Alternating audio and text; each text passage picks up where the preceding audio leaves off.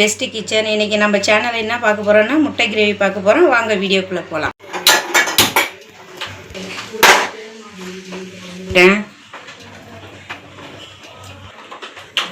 போட்டுக்கிறேன்.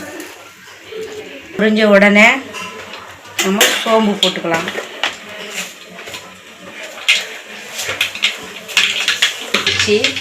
கருவேப்பிலை, வெங்காயம் போட்டுக்கிறேன்.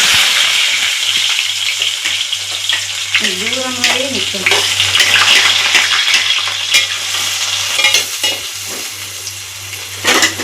உப்பு போட்டுக்கிறேன். தேவையான அளவு போட்டிருக்கேன். உங்களுக்கு தேவையான அளவு உப்பு வரப்பு பார்த்துட்டு நீங்கள் கூட்டி போட்டுக்கிறேன். இது கொஞ்சம் வதங்கி வந்திருக்கு. இப்போ தக்காளியும் பச்சை மிளகாயும் போட்டுக்கிறேன்.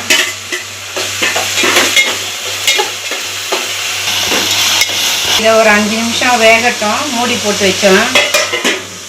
லோ ஃப்ளேமில் ஒரு 5 நிமிஷம் வைக்கிறேன். 5 நிமிஷம் கழித்து திறந்து பார்ப்போம்.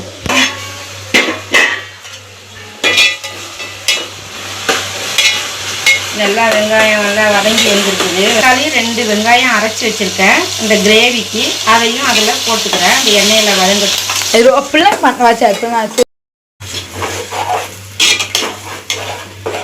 இப்போ இது மூடி போட்டு ஹை ஃப்ளேமில் ஒரு 5 நிமிஷம் வைப்போம். முடிஞ்சிட்டு இப்போ திறந்து பார்ப்போம்.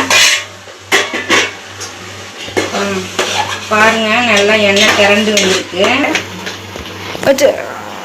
மஞ்சத்தூள் போட்டுக்கிறேன் 1 ஸ்பூனு. சோம்பு தூள் ஒரு 1/2 ஸ்பூனு போட்டுக்கிறேன். மல்லித்தூள் 1 ஸ்பூனு. அடுத்தது 1 ஸ்பூனுக்கு காஷ்மீரி சில்லி மிளகாத்தூள் போட்டுக்கிறேன்.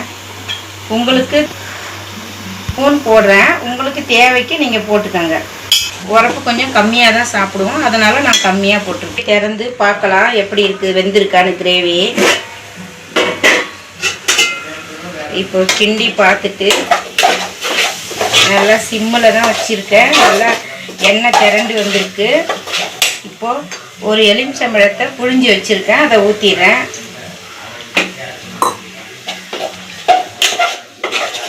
இப்போ தேவையான அளவு ஒரு கிண்ணத்துக்கு தண்ணி ஊற்றிக்கிறேன்.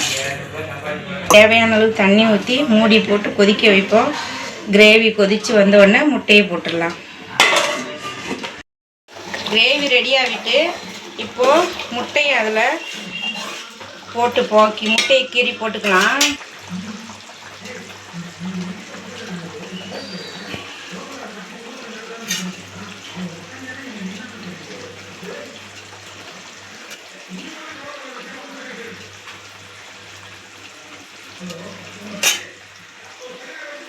ஒன்று கீறி போட்டுக்கலாம்.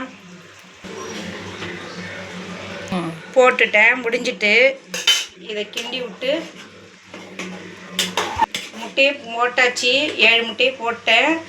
இப்போது கொத்தமல்லி தழை இல்லை என்கிட்ட, அதனால் சும்மா மூடியை போட்டுடுறேன்.